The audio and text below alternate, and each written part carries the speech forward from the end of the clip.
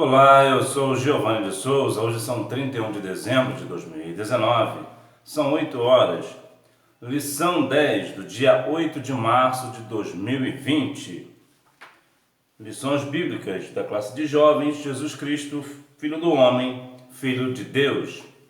8 de março é o Dia Internacional da Mulher. Então, parabéns a você, mulher, por suas conquistas e por tudo aquilo que você representa. Lição 10. Aspectos da obra redentora de Jesus Cristo. Texto do dia. Para que, sendo justificados pela sua graça, sejamos feitos herdeiros, segundo a esperança da vida eterna. Tito, capítulo 3, versículo 7. Síntese. Fomos justificados por Deus para nunca mais sermos tratados como rebeldes ou desobedientes. Nossa salvação dá-nos o privilégio de sermos reconhecidos como filhos amados do Pai. Texto bíblico está no livro de Gálatas, capítulo 2, versículos 16 ao 21. Introdução. O peso do pecado desfigurou a humanidade de tal forma que as narrativas do Antigo Testamento descrevem um homem afastado de Deus como alguém miseravelmente chagado por uma enfermidade sem cura aos olhos humanos. O cheiro de morte seguia os filhos de Adão continuamente. Não havia paz nem esperança. Entretanto, com o advento do Filho de Deus, todas as coisas mudaram. Em primeiro lugar, o estado de condenatório foi revogado e a justificação foi concedida a cada um de nós. Nós vemos que, desde sempre, o homem se afasta de Deus. O homem tem essa questão, parece que está longe de Deus, está sempre longe de Deus. Entretanto, como o aspecto da obra redentora de Jesus Cristo, ele veio justamente para nos religar a Deus, para voltar com que nós continuemos em comunhão com o nosso Deus, o nosso Criador. Justificação.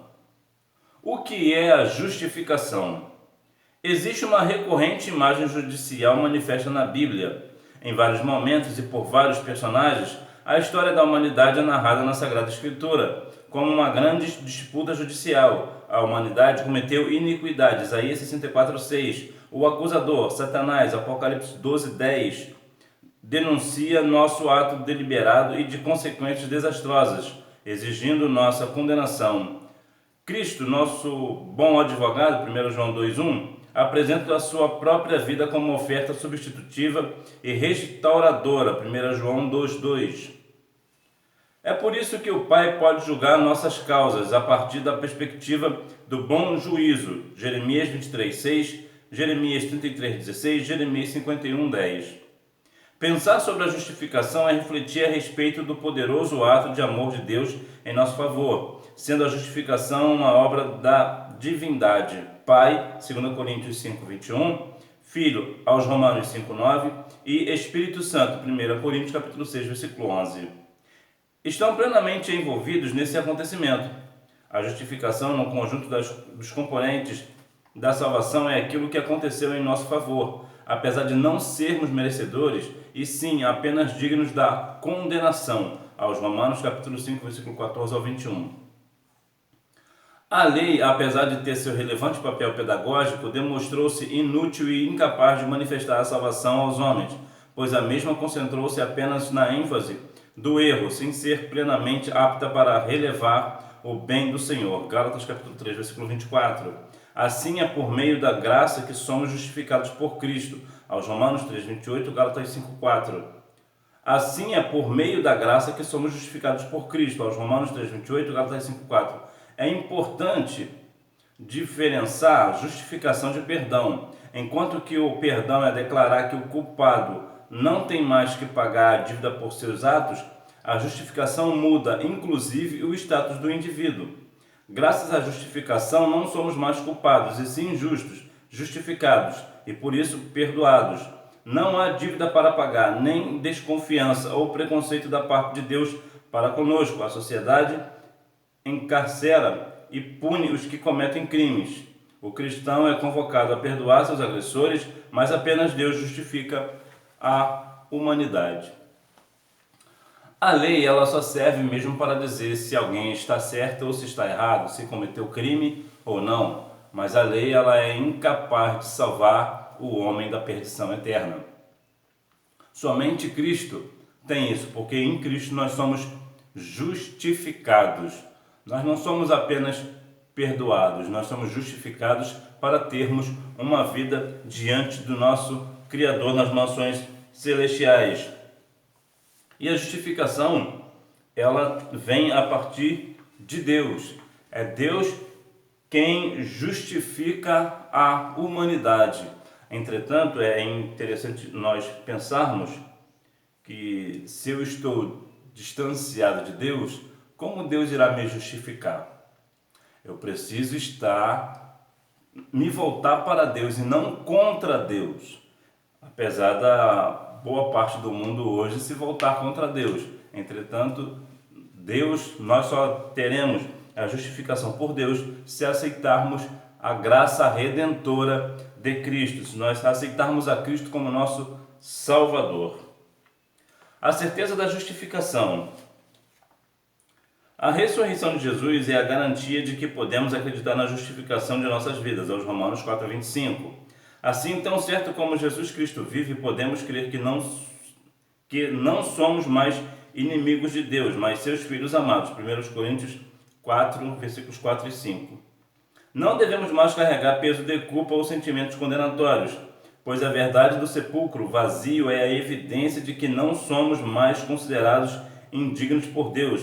Deste modo, pouco importa a maneira pela qual somos tratados, por quem não conhece a obra de Cristo em nossas vidas. Estejamos felizes de ter em nossa alma a convicção da salvação de que vem de Deus para nós, os justificados. É isto que Paulo afirma em Romanos, quando declara que os que morreram para o mundo em Cristo já vivem justificados nele, aos Romanos capítulo 6, versículo 7. Você é o melhor de Deus. Você é a obra-prima de Deus. E a justificação te leva de volta para o Criador.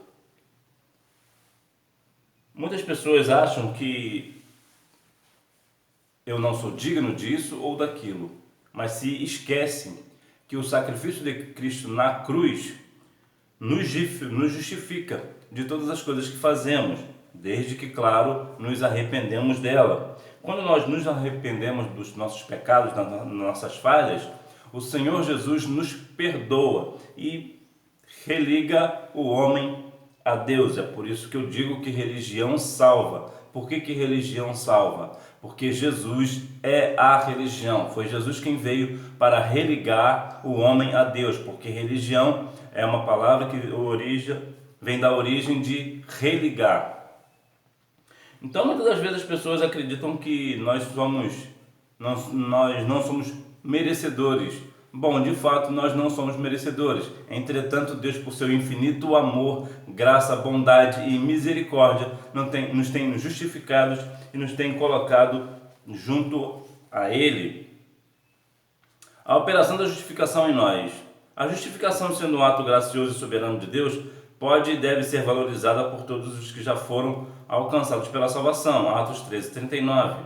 Sendo a fé o instrumento anunciador de nossa justificação ao nosso próprio coração. Temos em nosso ser a paz oriunda de uma certeza inabalável da salvação. Em termos teológicos, é a doutrina da justificação que estabelece um fosso entre católicos e protestantes, uma vez que, conforme o texto bíblico que se tornaria lema da reforma protestante, o justo viverá da fé, aos Romanos capítulo 1, versículo 17. Assim sendo, a justificação é um ato, não um processo.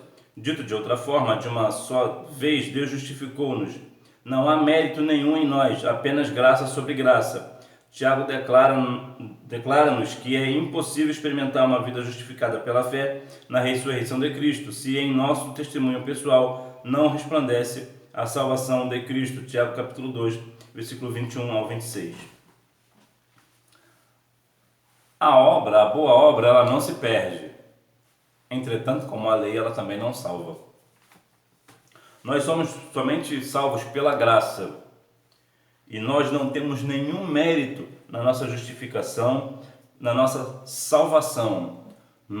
A Bíblia vai falar em Efésios 2, 8 e 9 que a salvação é um dom de Deus, não vem de nós, para que ninguém se glorie. E muitas pessoas acreditam porque faz uma boa ação, por maior que ela seja, por tantas pessoas que ela atinja, ainda assim, essa pessoa que fez essa tal ação, ela não será salva se ela não aceitar a Cristo como Salvador. E parece que as pessoas não entendem bem este negócio. A Bíblia diz em João 3,16 que Deus amou o mundo de tal maneira que deu seu Filho unigênito para que todo aquele que nele crê não pereça, mas tenha a vida eterna. Ou seja, eu preciso crer em Cristo. Se eu não aceitar a Cristo como Salvador, como serei salvo? Nós não temos condições próprias de nos salvar. Diante de Deus somos todos falhos, pecadores, nós não somos merecedores. Entretanto, Deus nos deu a graça. O que é a graça? É a favor imerecido. Por isso ele nos livrou do castigo, né? Por isso ele tem misericórdia. O que é misericórdia?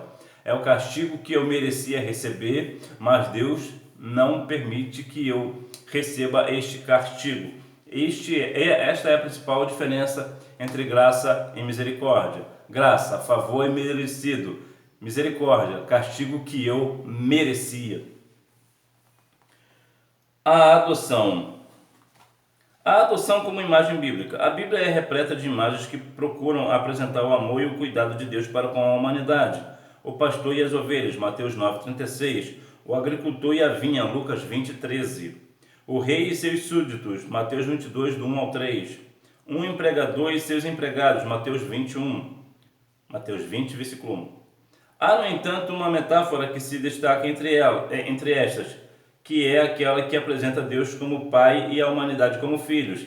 Há nesta analogia bíblica uma série de detalhes que, ao longo da história do desenvolvimento do pensamento cristão, passaram a ser de fundamental importância para o cristianismo. Um destes aspectos diz respeito à questão da filiação. Não bastante o uso de uma analogia quanto o nosso relacionamento Deus, Pai e humanidade filhos.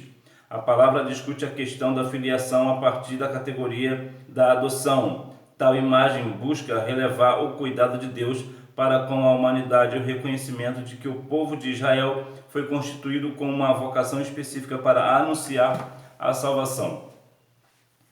Bom, parece que Israel não leva muito a sério essa vocação de anunciar a salvação. Deus, a figura da Bíblia falando sobre a questão, e eu vou me apegar aqui à questão da Deus como Pai e a humanidade como filhos. A Bíblia vai dizer que qual é o pai que quando o filho pede pão lhe dará pedra? Ou, em outras palavras, se nós humanos, nós homens, sabemos dar boas coisas aos nossos filhos, quem dirá Deus que está no céu, o mantenedor do mundo, o criador do mundo, o criador do homem. Se Deus criou o homem, e de fato ele o fez, para a sua glória, por que este mesmo Deus irá deixar o homem perecer? Deus tem sim grande amor por nós. Entretanto, é bom ressaltar que também que em Naum, capítulo 1, versículo 3, que Deus não tem o culpado por inocente. Em outras palavras, o mesmo Deus que ama você e que deu seu Filho para resgatar a sua vida da perdição, ele também permitirá que alguém que o rejeite, que rejeite seu Filho, venha perder a salvação, venha ter a condenação eterna. Entretanto, a questão divina aqui vai sempre nos relatar um Deus amoroso, um Deus que quer seus filhos juntos à mesa, junto de ti, junto dele, melhor dizendo. Então, é como se fosse uma reunião de família. Imagina você, pai, que está numa reunião de família, quer que todos estejam juntos. Assim é Deus, Deus quer todos junto dele. juntos nas mansões celestiais. Deus quer que cada um de nós venhamos estar junto com Ele. Os filhos de Deus. João registra em seu evangelho a profecia de Caifás, João 11:52. Sobre a morte de Jesus, todavia, mais relevante é o comentário do evangelista, segundo o qual o sacrifício do Cristo não serviria apenas para libertar os descendentes de Abraão da fúria de Roma, mas também para proporcionar a restauração universal de todos os filhos de Deus. As definições paulinas para filhos de Deus são muito sintéticas e bastante claras. Romanos 8,14. Os que são guiados pelo Espírito de Deus, os que têm fé em Jesus Cristo. Já João interliga a filiação com aspectos como o conhecimento de Deus, 1 João 3,2, e uma vida sem pecados, 1 João 3:8 ao 10. Desta forma, pode-se perceber que, na questão da filiação, Deus pretende abranger o máximo possível da humanidade. Não se pode esquecer que no Antigo Testamento, a Bíblia também fala sobre filhos de Deus, ao referir-se aos anjos, Jó 1:6, Jó 2:1, Jó 38:7. O termo utilizado na Bíblia para tratar sobre adoção é oiotésia, o qual também pode ser traduzido como filiação. Segundo os costumes da época, o indivíduo que tinha a posição de filho estava digno de tornar-se herdeiro de seus pais. Os israelitas são filhos de Deus, por serem herdeiros das promessas feitas a Abraão e renovadas aos seus descendentes, diretos e indiretos. A salvação em Cristo, no entanto, concedeu àqueles que não são judeus o privilégio de tornarem-se herdeiros dos tesouros do céu e das promessas de Deus. Gálatas capítulo 4, versículo 7. Não receberemos aquilo que é exclusivo de Israel, pois as promessas específicas têm destinatários certos. Contudo, por Jesus somos aceitos diante de Deus e assim alcançaremos todos os benefícios da salvação. Efésios capítulo 1, versículo 5. Em Lucas capítulo 15, que fala sobre a parábola do filho pródigo, nós vemos que o filho pródigo, ele gastou toda a herança de seu pai com coisas desta vida. E um dia ele caiu em si, se arrependeu e voltou para a casa do pai, querendo ser apenas um de seus servos. Mas o pai o recebeu como filho. Assim também somos cada um de nós. Nós, ainda que venhamos ser servos do Senhor, mas Ele nos recebe como filho, ainda que nós um dia venhamos estar contra Ele, mas quando nós caímos em si, quando nós temos o arrependimento e voltamos para a casa do papai, o Senhor nos recebe como filhos. E é esta a principal questão do Evangelho, é a salvação da alma, é estar junto do Pai, estar junto ao Pai. As promessas de Israel são de fato para Israel, as promessas diretas. Entretanto, a salvação é para todos nós, tanto judeus quanto não judeus. Efeitos práticos da adoção, filiação. Somente aqueles que experimentam a nova vida em Cristo têm o privilégio de viver todos os benefícios da adoção como filhos de Deus. Entre esses privilégios pode-se citar a capacidade de receber e suportar com resignação a disciplina do Senhor, aos Hebreus 12, versículos 6 e 11. A operação do Santo Espírito que nos convence individualmente de que somos filhos de Deus, aos Romanos 8,16. Além disso, graças à adoção como filhos de Deus, nosso ser aspira à redenção eterna, o cumprimento pleno de todas as profecias e, por fim, a vida eterna, aos Romanos 8,23. Quem ignora a sua filiação, talvez tema a morte quem tem confiança quanto à sua herança celeste e aguarda em festa e regozijo o dia glorioso do Senhor. Quando, inclusive, toda a nossa limitação física, emocional e material terá um fim, e desta forma poderemos ter completa comunhão com Ele. 1 João, capítulo 3, versículo do 1 ao 3. Como filhos de Deus, nós não tememos a morte. Nós não tememos, porque sabemos que é através da morte que nós teremos vida em Cristo, vida no Senhor, vida no céu. E também sabemos que tanto físico, emocional como material, todas as nossas dores, todo o nosso choro chegará ao fim. A perseverança, a segurança da salvação. A salvação que Jesus adquiriu para cada um de nós é o maior milagre que se pode anunciar enquanto cristão. Atos capítulo 4, versículo 12. há, no entanto, um complexo debate sobre um dos aspectos da salvação, que já se desenvolve há séculos. Que segurança temos com relação à nossa salvação? É possível perder a salvação? Alguém que já usufruiu de todos os benefícios de um novo nascimento pode cair da graça? Questões como estas são complexas, mas necessárias para a nossa reflexão. Ao invés de abordarmos o assunto por seu caminho negativo, utilizemos uma estratégia mais clara, ou seja, tratemos sobre a perseverança dos santos na salvação de Deus. A Bíblia declara em textos como João 15, 4 a 8, que enquanto estivermos ligados em Jesus, isto é, vivendo de modo espiritualmente sadio e piedoso, teremos certeza de paz e vida eterna. Esta segurança salvífica, como se pode entender, está condicionada ao nosso relacionamento com Jesus. 1 Coríntios capítulo 18, versículo 2, Timóteo 1, 12 e aos Hebreus 3, 14. A salvação não é um cárcere do qual não temos a opção de sair. Antes, a melhor metáfora para sintetizar a obra da redenção é a do abraço, pois tendo Cristo nos acolhido, poderemos permanecer com o Salvador para sempre, desde que não nos afastemos dele, pois o justo viverá pela fé. Aos Romanos 1, 17 e Gálatas 3, 11. Não importa o nível de problemas e aflições que possamos enfrentar, enquanto estivermos com o Senhor Jesus, seu amor é suficiente para enfrentarmos todas as coisas. 1 Coríntios capítulo 10, versículo 13. A segurança da graça em Cristo, entretanto, não deve tornar-nos arrogantes. Por isso, o tempo todo, as Escrituras Sagradas exortam-nos à vigilância e ao arrependimento. 1 Coríntios 10, 12, aos Hebreus 6, do 4 ao 6. Não é porque nós somos alcançados pela graça e somos salvos pela graça através de Jesus que nós vamos virar agora arrogantes. Agora eu sou salvo, eu posso fazer qualquer coisa. Não é bem assim o caminho, não é bem por aí.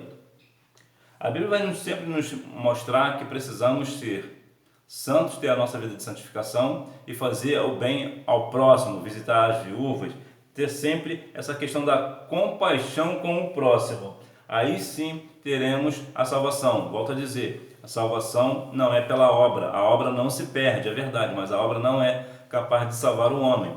Pessoas salvas praticam boas ações, mas pessoas que têm boas ações podem não são salvas por isso. A tragédia da queda.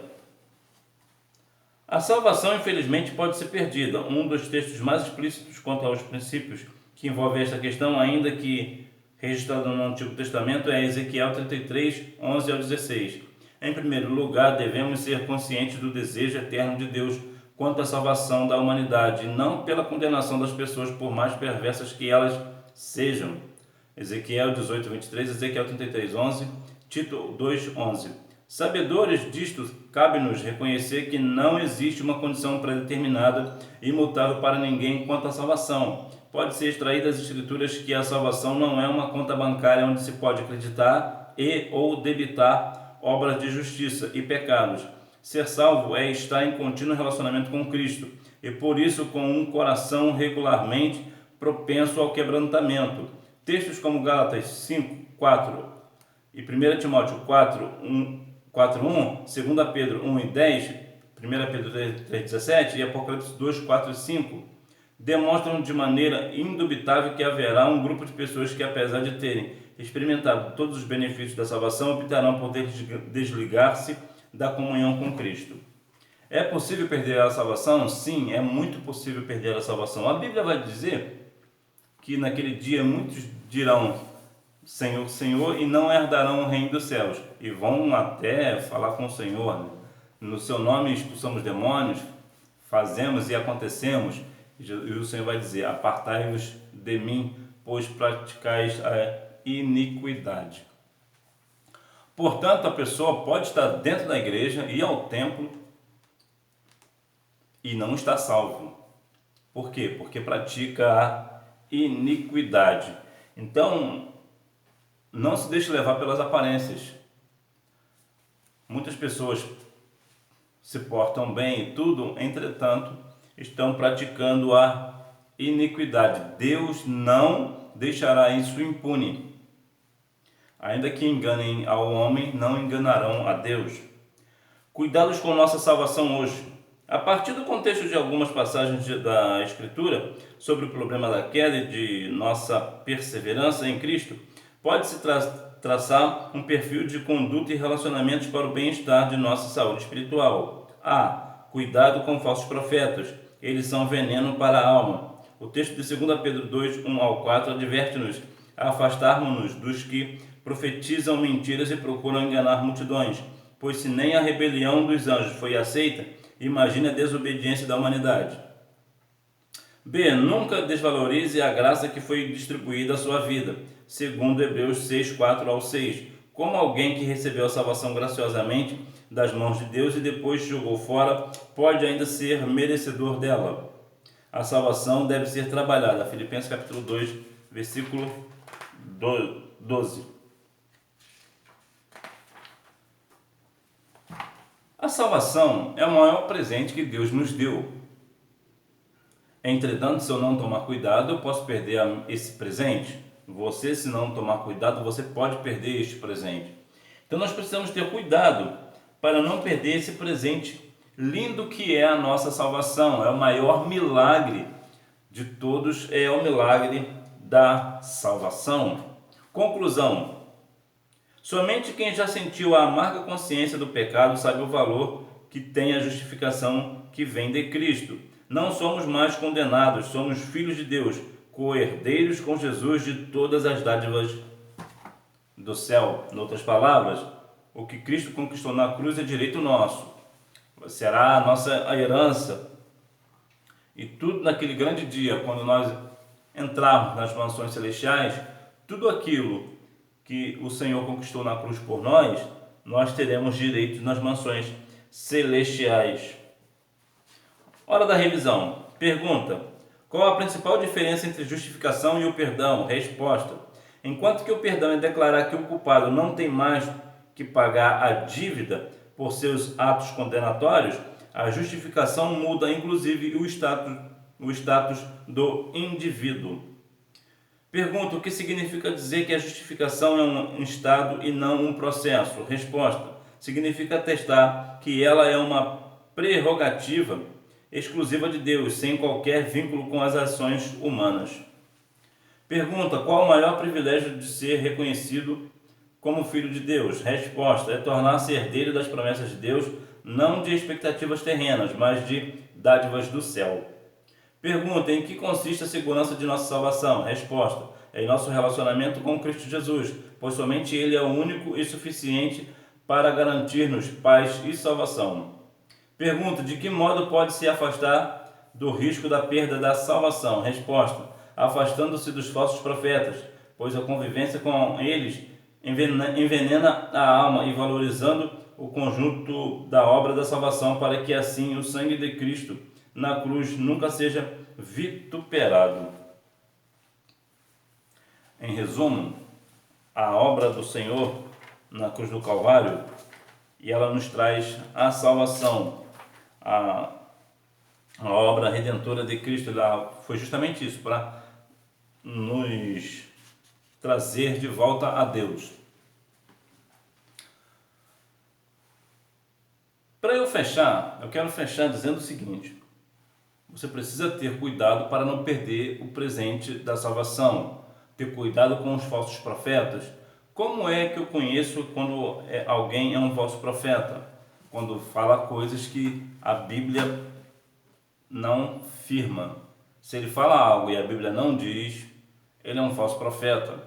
E independente do que ele faça, a Bíblia diz que enganarão até os escolhidos. Então nós precisamos ter muito cuidado com pessoas que dizem ser do Senhor e não são. Todo aquele que não traz a palavra consigo, como pode ser de Deus alguém que profere palavras que não são bíblicas, coisas extras bíblicas contra a Bíblia? Então nós precisamos nos afastar desses tipos de pessoas. Precisamos colocar firme a nossa fé no Senhor, sabendo que o homem é falho. Ele pode ser um homem de Deus, uma mulher de Deus, e falhar. mas não é pela questão de que um homem falhou, uma mulher falhou, que nós vamos também nos desviar dos caminhos retos do Senhor. Que nós venhamos colocar a nossa fé em Cristo Jesus, porque foi Ele quem morreu na cruz do Calvário por nós. E que Deus em Cristo continue abençoando a sua vida e que você tenha uma boa aula. Tchau!